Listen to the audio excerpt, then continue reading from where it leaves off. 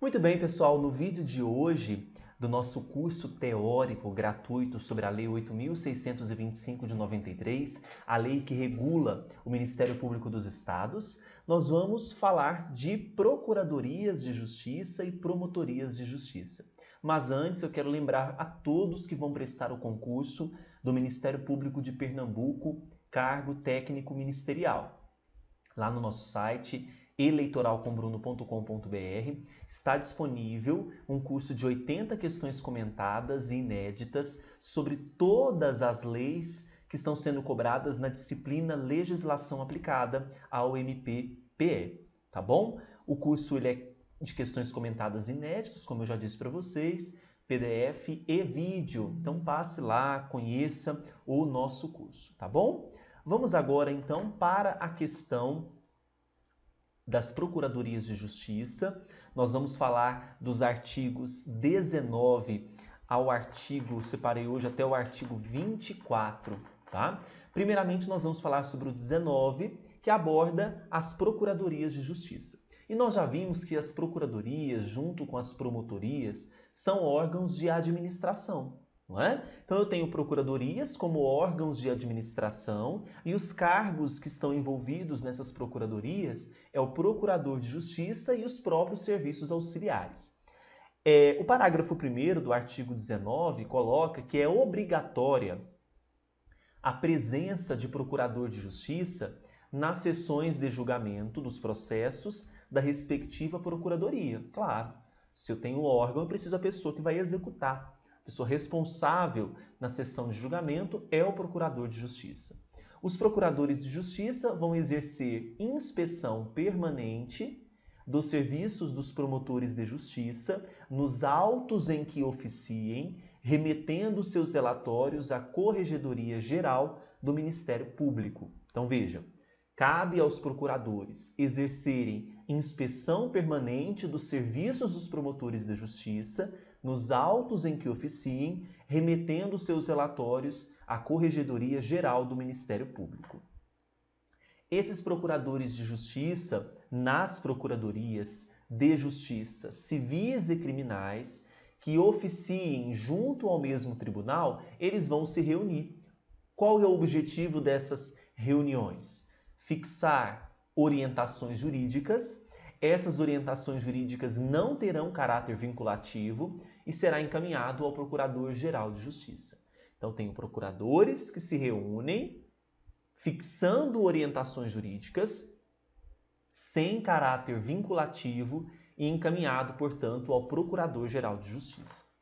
A divisão interna dos serviços das Procuradorias de Justiça sujeitar-se-á a critérios objetivos definidos pelo Colégio de Procuradores, que visem a distribuição equitativa dos processos por sorteio, observadas para esse efeito as regras de proporcionalidade, especialmente a alternância fixada em função da natureza, volume e espécie dos feitos. A norma desse artigo só não incidirá nas hipóteses em que os procuradores de justiça definam consensualmente, conforme critérios próprios, a divisão interna dos serviços. O mais importante desse artigo 21 é: regra geral, divisão interna dos serviços, obedecendo critérios objetivos, distribuição equitativa de processos, por sorteio.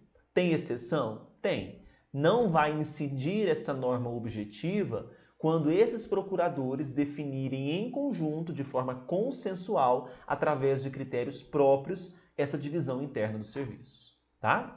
A Procuradoria compete escolher o Procurador de Justiça, responsável pelos serviços administrativos, propor ao Procurador-Geral de Justiça a escala de férias, então eles estão se auto-organizando ali, solicitar ao Procurador-Geral, em caso de licença de Procurador de Justiça ou afastamento de suas funções, junto à Procuradoria, que convoque um promotor de justiça da mais elevada entrância ou categoria para substituir.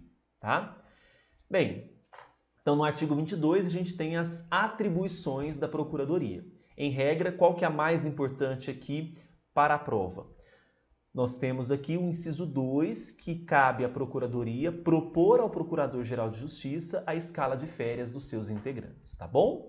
Agora, esquecendo procuradorias, vamos para as promotorias, que também são órgãos de administração do Ministério Público, não são de administração superior, cuidado, tá? Com pelo menos um cargo de promotor de justiça e os seus serviços auxiliares.